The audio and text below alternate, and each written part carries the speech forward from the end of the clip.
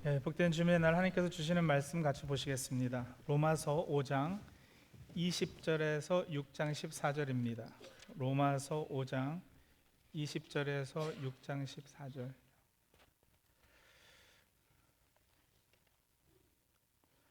로마서 5장 20절에서 6장 14절 우리 한 절씩 교독식으로 읽겠습니다.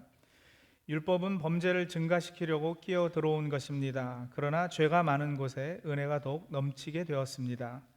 그것은 죄가 죽음으로 사람을 지배한 것과 같이 은혜가 의를 통하여 사람을 지배하여 우리 주 예수 그리스도로 말미암아 얻는 영원한 생명에 이르게 하려는 것입니다. 그러면 우리가 무엇이라고 말을 해야 하겠습니까? 은혜를 더하게 하려고 여전히 죄 가운데 머물러 있어야 하겠습니까? 그럴 수 없습니다. 우리는 죄는 죽은 사람인데 어떻게 죄 가운데서 그대로 살 수 있겠습니까? 세례를 받아 그리스도 예수와 하나가 된 우리는 모두 세례를 받을 때에 그와 함께 죽었다는 것을 여러분은 알지 못합니까? 그러므로 우리는 세례를 통하여 그의 죽으심과 연합함으로써 그와 함께 묻혔던 것입니다. 그것은 그리스도께서 아버지의 영광으로 말미암아 죽은 사람들 가운데서 살아나신 것과 같이 우리도 또한 새 생명 안에서 살아가기 위함입니다. 우리가 그의 죽으심과 같은 죽음을 죽어서 그와 연합하는 사람이 되었으면 우리는 부활에 있어서도 또한 그와 연합하는 사람이 될 것입니다. 우리의 옛사람이 그리스도와 함께 십자가에 달려 죽은 것은 죄의 몸을 멸하여서 우리가 다시는 죄의 노예가 되지 않게 하려는 것임을 우리는 압니다. 죽은 사람은 이미 죄의 세력에서 해방되었습니다. 우리가 그리스도와 함께 죽었으면 그와 함께 우리도 또한 살아날 것임을 믿습니다. 우리가 알기로 그리스도께서는 죽은 사람들 가운데에서 살아나셔서 다시는 죽지 않으시며 다시는 죽음이 그를 지배하지 못합니다. 그리스도께서 죽으신 죽음은 죄에 대해서 단번에 죽으신 것이요 그분이 사시는 삶은 하나님을 위하여 사시는 것입니다. 이와 같이 여러분도 죄에 대해서는 죽은 사람이요 하나님을 위해서는 그리스도 예수 안에서 살고 있는 사람이라는 것을 알아야 합니다. 그러므로 여러분은 죄가 여러분의 죽을 몸을 지배하지 못하게 해서 여러분이 몸의 정욕에 굴복하는 일이 없도록 하십시오. 그러므로 여러분은 여러분의 지체를 죄에 내맡겨서 불의의 연장이 되게 하지 마십시오. 오히려 여러분은 죽은 사람들 가운데서 살아난 사람답게 여러분을 하나님께 바치고 여러분의 지체를 의의 연장으로 하나님께 바치십시오.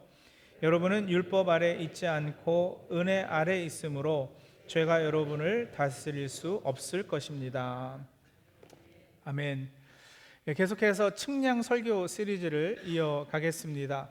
이번 측량 설교 시리즈는 우리의 신앙을 전 방향으로 한번 이렇게 재보고 달아보고 헤아려 보자는 의도로 준비했습니다. 그래서 기억하시죠? 그동안 얇다, 높다, 빠르다, 무겁다, 크다 이런 측정 단위들, 개념들을 가지고 말씀을 묵상했는데 이제 오늘은 많다, 많은 이런 분량과 관련된 말씀을 나누겠습니다. 이 시리즈 전체를 통해 우리가 하나님께서 기대하시는 그 기준에 측량되기를, 메저업 되기를 간절히 소망합니다. 복음을 제대로 들으면 누구나 같은 질문에 부딪히게 됩니다. 오늘 우리가 읽은 5장 20절에 보면 바울이 이렇게 선포하거든요. 율법은 범죄를 증가시키려고 끼어 들어온 것입니다. 그러나 죄가 많은 곳에 은혜가 더욱 넘치게 되었습니다. 그러자 이제 그 질문이 나오는 거예요. 복음이 제대로 들리면 하게 되는 갈등 혹은 질문인데 6장 1절이죠. 그러면 우리가 무엇이라고 말을 해야 하겠습니까? 은혜를 더하게 하려고 여전히 죄 가운데 머물러 있어야겠습니까? 그러니까 죄를 많이 지어야 은혜를 더 많이 받는 것 아닙니까? 그럼 은혜를 더 많이 받기 위해서는 죄도 계속 지어야 되겠네요. 라는 질문이에요. 이 질문은 바울의 반대자들이 바울을 비난하면서 던진 질문인데 말씀드린 대로 우리도 신앙생활 하다 보면 이 복음, 은혜에 대해서 제대로 깨달으면 비방자들뿐만 아니라 우리도 이런 갈등을 경험하게 된다는 것이죠. 바울 선생님이 분명히 말했잖아요. 죄가 많은 곳에 은혜가 어떻게 해요? 더욱 넘치게 된다고요. 그러니까 논리적으로 생각해 보시자고요. A가 많을수록 B가 많아지고 B가 만약에 좋은 것이라면 A를 더 많게 해야 되는 거 아니겠어요? 그러니까 A를 죄로 B를 은혜로 대입하면 이 바울의 비방자들의 따지는 논리가 성립이 되죠. 그래서 바울이 선포한 복음은 오히려 신앙을 게으르게 하고 사람들로 하여금 죄책감 없이 더 많은 죄를 짓게 하는 요상한 교리다. 이건 매우 위험한 사상이다. 고로 바울은 엉터리다 라고 주장했던 사람들이 당시에 있었던 거예요. 자, 근데 이제 이런 질문들에 바울은 아주 단호하게 답합니다. 6장 2절에 그럴 수 없습니다 이러죠. 오늘 우리가 이제 세 가지를 살펴볼 건데요. 첫 번째, 바울 선생님이 왜 그럴 수 없다 그랬는지. 두 번째, 은혜가 어떻게 실제로 죄를 이기는 능력이 되는지. 세 번째, 소위 율법주의도 반율법주의도 아닌 진정한 은혜의 신앙이 무엇인지, 그 성격이 어떤지에 대해서 살펴보겠습니다. 먼저 5장 20절 전반부부터 다시 보겠는데요. 율법은 범죄를 증가시키려고 끼어들어왔습니다 그랬어요. 이게 무슨 말일까? 율법이 죄를 만들어낸다는 뜻일까? 그건 아니죠. 여러분, 율법은 죄를 보여주는 거울이지 죄를 씻는 비누는 아닙니다. 그러니까 율법은 죄를 깨닫게 해주지만 죄를 씻어낼 능력은 없습니다. 거울 앞에 서면 얼굴에 때가 보이잖아요. 얼굴에 뭐가 묻었는지 잘 보여요. 근데 그 거울로 이걸 뭐 씻으려고 이러진 않잖아요. 거울은 문제를 보여줄 뿐 해결하지 못합니다. 이게 율법의 기능이라는 거예요. 율법을 깊이 묵상할수록 죄가 더 또렷해지죠. 알지 못했던, 그동안에는 나는 그런 죄는 없었다고 생각하는 것도 갑자기 이게 죄가 그것도 죄네 하면서 범위가 넓어져요. 십계명 하나씩 읽어보시자고요. 다른 신을 섬기지 말아라. 여러분, 내가 얼마나 많은 우상을 섬겼는지 깨닫게 되고요. 살인하지 말라. 예수님은 형제에게 화내는 것도 살인이라고 그러셨어요. 여러분, 화 안 내고 사는 사람이 어디 있어요? 그전엔 안 걸렸는데 이게 점점 간음하지 말아라. 예수님은 음욕을 품고 여자를 보는 것도 간음이라고 그러셨거든요. 도대체 안 걸릴 사람이 어디 있느냐고요. 나는 그 정도는 아니었어 라고 생각했는데 아니요. 제대로 율법을 알고 말씀을 깨닫다 보니까 이게 죄가 엄청난 거예요. 읽으면 읽을수록, 율법을 알면 알수록 내가 얼마나 많이 하나님의 뜻에서 벗어났는지 깨닫게 되기 때문에 율법이 죄를 없던 죄를 증가시키는 것이 아니라 이미 있던 죄를 이렇게 확연하게 드러내는 거죠. 그러고는 같은 절 후반부에 바울이 이렇게 말해요. 죄가 많은 곳에 은혜가 더욱 넘치게 되었습니다. 율법을 통해 죄를 깨달으면 깨달을수록 은혜의 필요가 더 커지죠. 그리고 은혜는 그 필요를 넘치도록 채웁니다.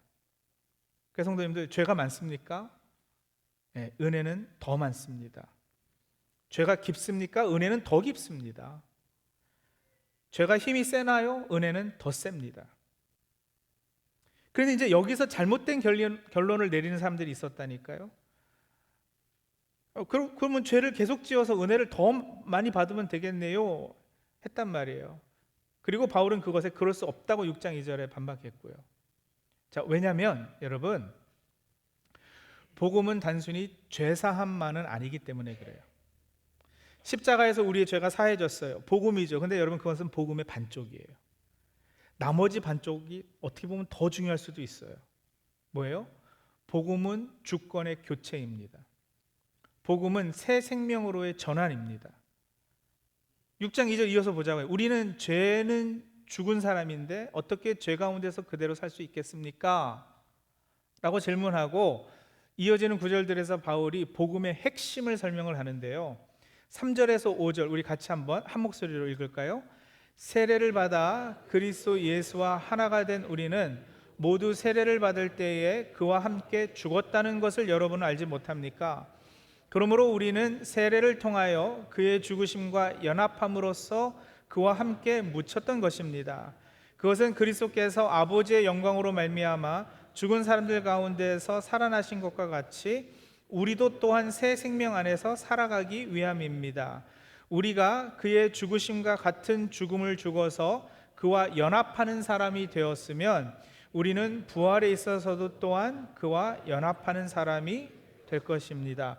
세례가 뭐냐? 연합이에요. 그리스도와 하나 되는 거예요. 예수님과 우리가 하나 되는 거예요. 하나 되니 우리는 그리스도와 함께 죽었죠. 죄의 싹은 사망이라 그랬어요. 죄의 값을 치르면 죽어야지 돼요. 그런데 그리스도께서 십자가에서 우리를 대신하고 대표해서 죄의 값을 치러 주셨습니다. 우리가 그리스도와 연합된다면 그렇게 그의 죽음이 이제 우리의 죽음이 된다는 뜻이에요. 근데 여러분, 그게 끝이 아니라니까요. 방금 읽었잖아요. 뭐라 그러셔요? 그리스도와 하나가 되면 우리는 그리스도와 함께 어떻게 해요? 살아난다고요. 예수님이 죽음에 머물러 계지 않으셨어요. 부활하셨어요. 그러면 그의 부활이 우리의 부활이 되는 거예요. 새 생명이 우리 안에서 역사하고 우리는 그 생명 안에서 걷게 되죠. 그래서 이어지는 6절 7절이요, 우리의 옛사람이 그리스도와 함께 십자가에 달려 죽은 것은 죄의 몸을 멸하여서 우리가 다시는 죄의 노예가 되지 않게 하려는 것임을 우리는 압니다. 죽은 사람은 이미 죄의 세력에서 해방되었습니다. 여기 핵심은 주권의 전환을 말하는 거예요. 왕이 바뀐 것은 아니지만 왕 노릇, 즉 왕의 통치 방식이 바뀌었어요. 왕의 나라를 다스리는 철학과 방향, 쉽게 말하면 법 체계가 완전히 새로워졌다는 것입니다. 바울 선생님은 8장에서도 이렇게 선언하거든요. 로마서 8장에서도 그리스도 예수 안에서 생명을 주시는 성령의 법이 당신을 죄와 죽음의 법에서 어떻게 했다고요? 해방시켰기 때문입니다. 그러니까 이제 우리에는 다른 법이 적용이 된단 말이에요. 옛사람은 십자가에 못 박혔어요. 그 결과로 첫 번째, 이제는 죄가 왕노릇하지 못해요. 그동안은 죄가, 사망이 왕노릇했었거든요. 그러지 못해요. 두 번째, 죄가 우리를 지배하지 못해요. 더 이상. 세 번째, 죄가 법적인 요구를 정당하게 하지 못해요. 죽은 사람은 이미 죄의 세력에서 어떻게 됐다고요? 해방되었다고요. 이 말씀이 중요해요. 죽음으로 죄의 값을 다 치렀으니 더 이상 죄가 우리에게 빚쟁이처럼 와가지고 빚을 요구할 수 없어요. 하나님 나라에서 우리는 더 이상 죄의 법을 적용받지 않습니다. 은혜의 법이 새롭게 선포되어 우리를 통치합니다. 우리는 이제 은혜로 보호되고 은혜로 보장되고 은혜로 판단됩니다. 이 사실을 믿으십니까? 8절에 바울이 이 고백을 하는 거예요. 우리가 그리스도와 함께 죽었으면 그와 함께 우리도 살아날 것임을 믿습니다.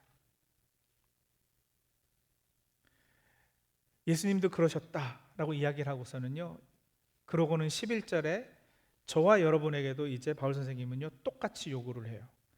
이와 같이 여러분도 죄에 대해서는 죽은 사람이요 하나님을 위해서는 그리스도 예수 안에서 살고 있는 사람이라는 것을 알아야 합니다. 여기 알아야 한다라는 그 헬라어 단어의 원어 의미는요, 계산해 보니 그렇다, 계산하다, 여기다, 그렇게 여겨지다, 확인해 보니 그렇게 인정이 되네, 이런 뜻이에요. 그리고 여러분, 그걸 신앙이라고 그러는 거거든요. 이미 일어난 객관적 사건을 주관적으로 인정하고 확인이 됐으니까 그렇다라고 여기는 거, 그래서 그걸 살아내는 거. 죄에 대해서는 죽은 사람으로, 하나님을 위해서는 살아있는 사람으로. 날마다 그 여김을 본인 스스로 리마인드하고 그것을 실천해야지 돼요. 그러니까 여러분, 매일 아침 거울 앞에 서면은 그렇게 선언하십시오. 왜냐하면 마귀는요 계속 속여요. 우리가 여전히 죄의 사력 아래 눌려 있는 것처럼 느끼게끔 자꾸 그렇게 우리를 유혹하고 그래요. 그래서 선언해야 되는 거예요. 나는 죄에 대해서는 죽은 사람입니다. 나는 하나님을 위해서는 그리스도 예수 안에서 지금 살고 있는 사람입니다. 그렇게 여러분, 우리의 믿음이 확실하게 세워지니까, 자, 그때서부터 이제 중요한 전환이 일어나는데요. 잘 들으세요. 로마서 1장 1절서부터 6장 11절까지 바울은요 단 한 번도 이 편지를 쓰면서 로마 교인들에게 명령문을 사용하지 않았어요. 줄곧 1장에서 6장까지 지금은 복음이 뭔지 설명했고, 그 복음 때문에 우리에게 어떤 일이 벌어졌는지를 선언한 거예요. 그리고 이걸 우리가 믿음으로 붙잡자, 지금 거기까지 요구하고 권면했잖아요. 그런데 이제 12절서부터 6장 12절부터는 갑자기 명령합니다. 12절, 그러므로 여러분은 죄가 여러분의 죽을 몸을 지배하지 못하게 해서 여러분이 몸의 정욕에 굴복하는 일이 없도록 하십시오. 13절, 그러므로 여러분은 여러분의 지체를 죄에 내맡겨서 불의의 연장이 되게 하지 마십시오. 오히려 여러분은 죽은 사람들 가운데서 살아난 사람답게 여러분을 하나님께 바치고 여러분의 지체를 의의 연장으로 하나님께 바치십시오. 여러분, 바울 선생님이 왜 이제야 명령하기 시작했을까요?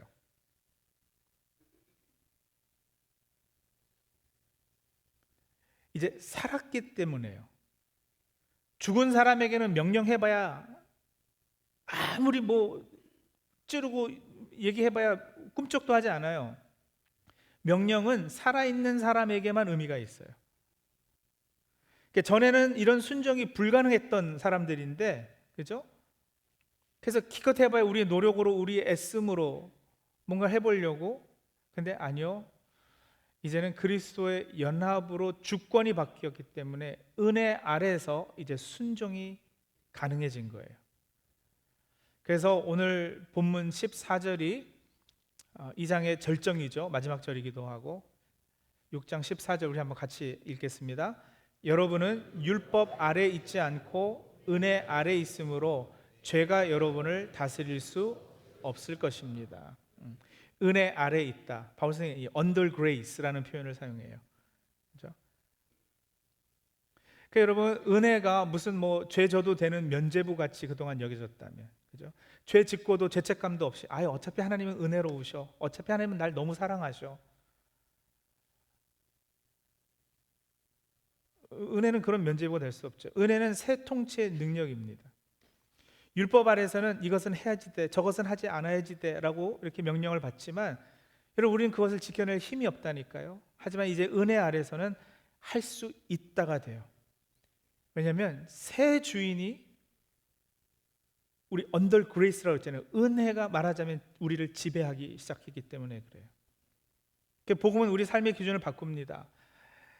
해야 된다, 하지 말아야 된다라는 윤리적 판단 이전에 이제 중요해진 것은 누구의 통치 아래 사는가 하는 거예요. 과거 율법의 기준이 우리를 이거 죄다 해서 판단하고 너 그래서 지옥 가게 생겼네, 죄의 싹은 사망이 하고 정죄하는 것이 목적이었다면 이 새로운 은혜의 법은 달라요. 무엇을 어떻게 할 수 있겠는가라는 가능성을 열어주는 거, 이게 은혜의 법이에요. 우리의 삶을 새롭게 정의하는 기준이 되었습니다.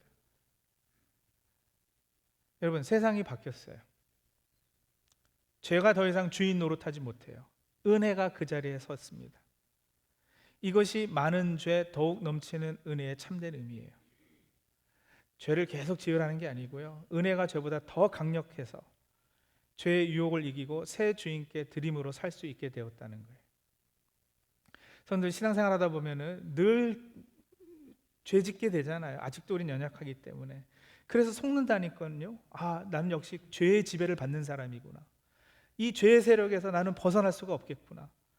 아무리 노력해도 안 되네요. 이거 1년, 2년 이 습관적으로 이 똑같은 죄 가지고 지금 10년째 기도하고 있는데도 안 되네요 하면서 죄에 눌려 사는 사람들이 많아요. 그 사람들에게 주시는 말씀이에요.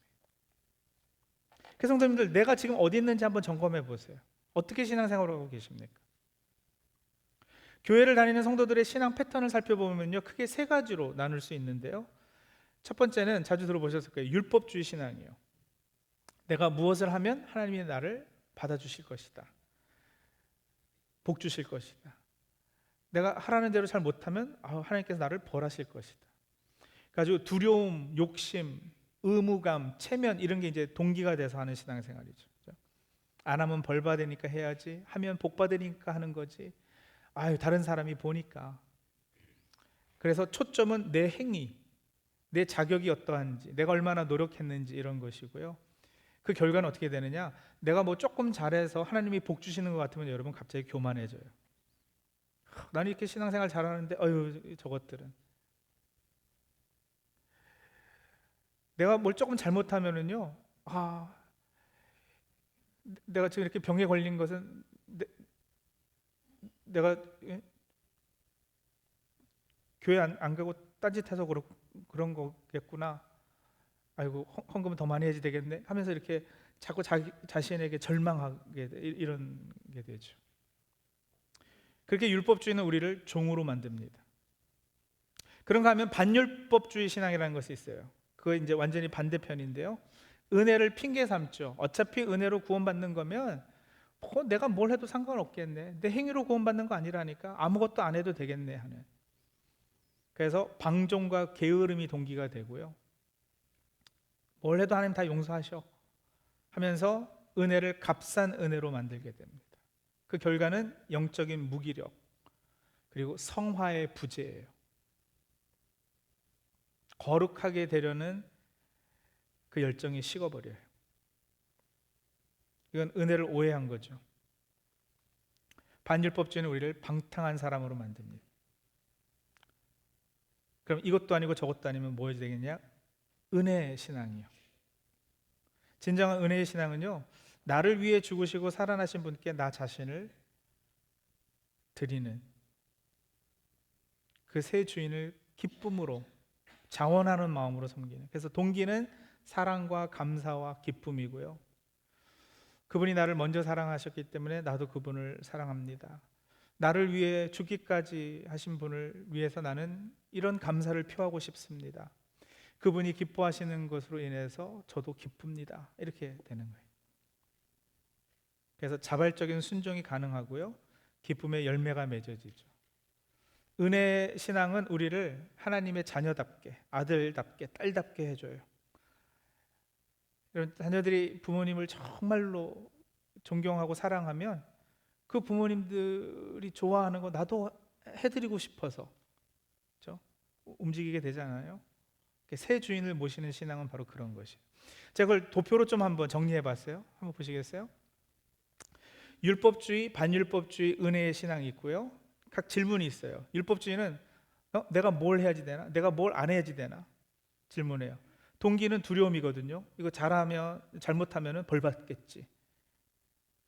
그리고 이거 잘하면 축복받겠지 해서 욕심. 초점은 내 행위예요. 내가 주인이에요. 율법 아래에 있게 돼요. 정체성은 그래서 종이 되는 거예요. 율법의 종. 결과는 말씀드렸어요. 교만하거나 절망하거나. 반율법주의는요, 이거 뭐 안 해도 되는 거 아니야? 좀 넉넉히 그냥 편하게 이렇게 신앙생활해도 천국 가는 거 뭐 지장 없잖아 해서 동기는 방종, 게으름이 되고요. 초점은 나의 자유, 주인은 나 자신. 정체성은 그렇게 방탕한 자가 되고요. 결과는 영적으로 무기력해지는 거예요.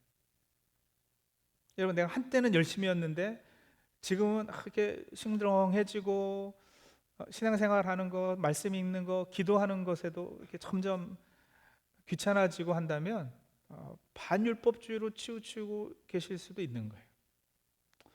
은혜의 신앙은요, 그분께서 무엇을 기뻐하실까? 이게 자연스러운 질문이 떠올라요. 그런 그 십자가 은혜가 너무나도 감사하고 사랑이 우리를 강권하기 때문에 우리가 그리스도와 연합되었다는 사실 안에서 은혜가 우리를 다스리도록 하나님이 우리의 주인이 되시도록 내어 맡기고, 그렇게 우리는 하나님의 아들, 딸로서 자녀로서의 정체성을 가지게 되죠. 결과는 뭐냐? 자발적인 순종과 기쁨. 그렇게 해서 여러분 헌신하고 봉사하고 하는 것 자체가 만족이고 기쁨이 될 때 그걸 풍성한 삶이라고 우리가 그렇게 불러요.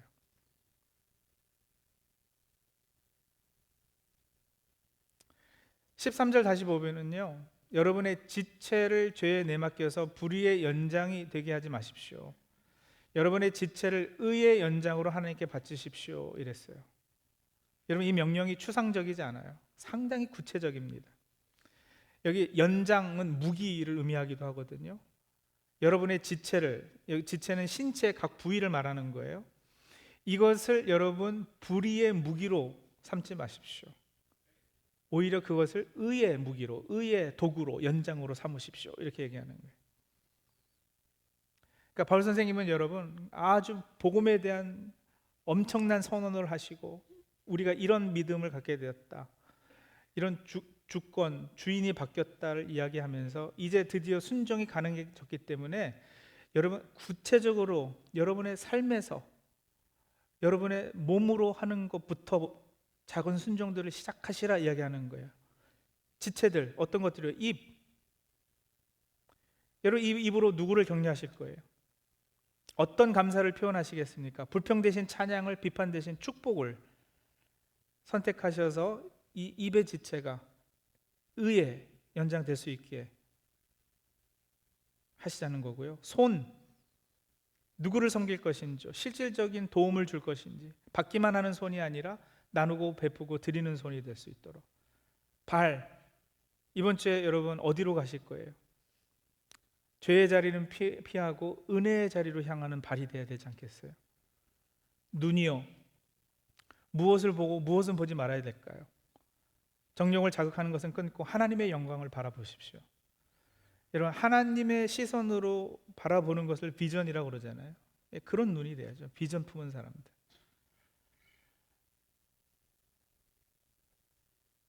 그런 눈으로 세상을 바라보면 여러분 무너진 것들이 보이고요.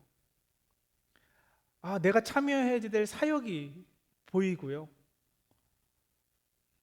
그리고 하나님의 마음이 저런 죽어가는 영혼들을 향해 어떠하신지가 보이는 거예요. 거기서 사명이 발견되는 거예요. 비전이 생기는 거예요.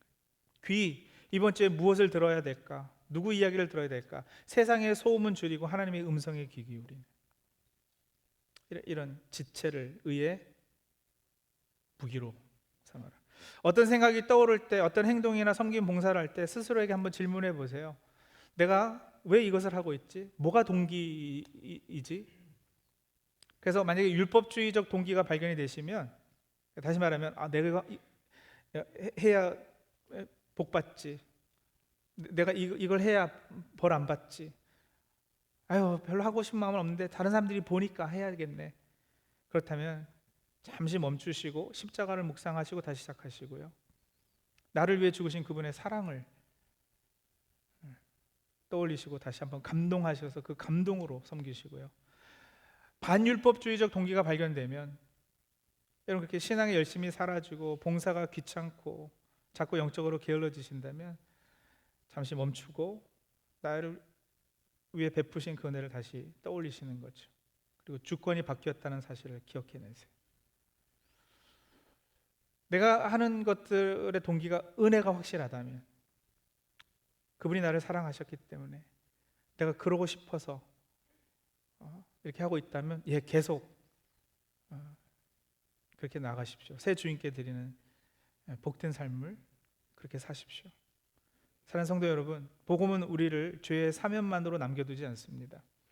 그리스도의 연합으로 주권을 바꾸어서 은혜 아래 새로운 순종을 가능케 합니다.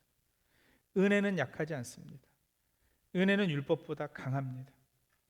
은혜는 죄보다 강합니다. 그러면 우리는요, 계속해서 죄 지으라는 반율법주의 유혹을 버릴 수 있습니다. 내 힘으로 한번 해볼게 라는 율법주의 교만을 버릴 수 있습니다. 이것이 많은 죄, 더욱 넘치는 은혜의 의미예요. 마지막으로 제가 한번 다시 선포할까요? 죄가 많습니까? 은혜는 더 많습니다. 죄가 깊습니까? 은혜는 더 깊습니다. 죄가 힘이 세지요? 은혜는 더 셉니다. 이번 한 주 우리에게 베푸신 은혜가 많은 죄보다 더 많음을, 더 강함을 성도님들 삶으로 증명해 주세요. 안타깝게도 사람은 굉장히 종교적인 존재고 이 죄된 성향은 여전히 그 인과응보, 권선징악, 이 은혜의 개념을 경험해보고 누리지 못하면 여전히 그 종교 영역에 머물러 있기 때문에 율법주의적 신앙을 강요하는 교회가 여러분 헌금도 더 많이 나오고 더 열심인 것 같아 보여요. 어쩔 수 없어요. 종교도 그래요. 모슬림들 얼마나 철저하게 해요. 꼬박꼬박 시간 되면은 깔고 기도하고 굉장히 철저해 보여요. 은혜를 이야기하고 복음을 선포하는 교회들은 열심히 조금 약해져 보이는 것도 사실이에요. 근데 여러분, 그 안에서 그 사람은 결국 뭐에 사로잡히는가 나중에 보고 어떤 열매가 맺히는가를 보면 그 결과는 확연히 다를 거예요. 율법주의도 반율법주의도 아닌 진정한 은혜 신앙생활을 하는 우리 사랑하는 찬양교회 성도님들이 다 되시기를 주님의 이름으로 축원합니다. 기도하겠습니다.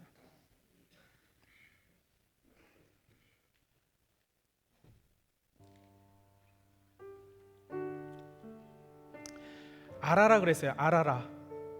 그렇게 여겨라. 따져보고 계산해보니 그게 확실하다고 인정을 해라. 그 얘기를 하셨어요. 정체성의 결단입니다. 성도님들, 죄에 대해서는 죽은 사람, 하나님을 향해 사는 살아있는 사람으로 이제 옛 주인의 통치가 아니라 은혜의 통치 아래 서게 하옵소서. 그렇게 우리 기도하고요. 본인 스스로 한번 살펴보세요. 내가 어떤 신앙생활을 하고 있는지, 혹시 나는 행위로 인정받으려는 율법주의 신앙생활을 하고 있지는 않은지, 은혜를 핑계 삼아서 너무 편해진, 게을러진 그런 신앙생활을 하고 있지는 않은지, 다시 은혜의 신앙생활 잘 할 수 있게 해달라고 under grace, 은혜 아래 있게 해주옵소서. 우리 그렇게 기도하시고요.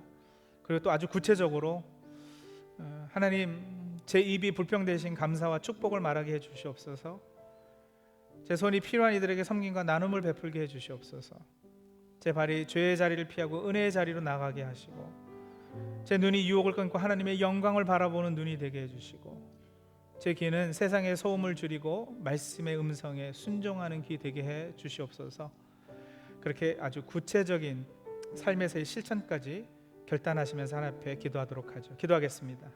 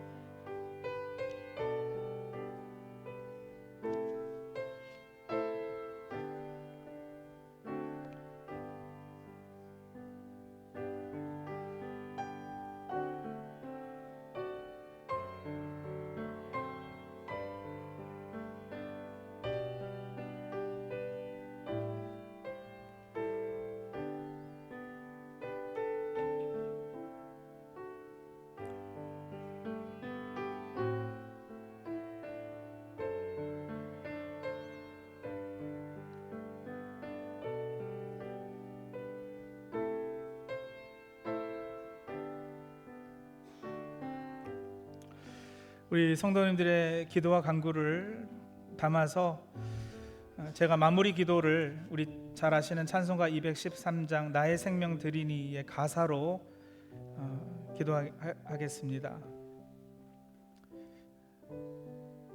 주님, 나의 생명 드리니 주여 받아주셔서 세상 살아갈 동안 찬송하게 하소서. 손과 발을 드리니 주여 받아주셔서 주의 일을 위하여 민첩하게 하소서. 나의 음성 드리니 주여 받아주셔서 주의 진리 말씀 전파하게 하소서. 나의 보화 드리니 주여 받아주셔서 하늘나라 위하여 주 뜻대로 쓰소서. 나의 시간 드리니 주여 받아주셔서 평생토록 주 위에 봉사하게 하소서. 예수님의 이름으로 기도합니다.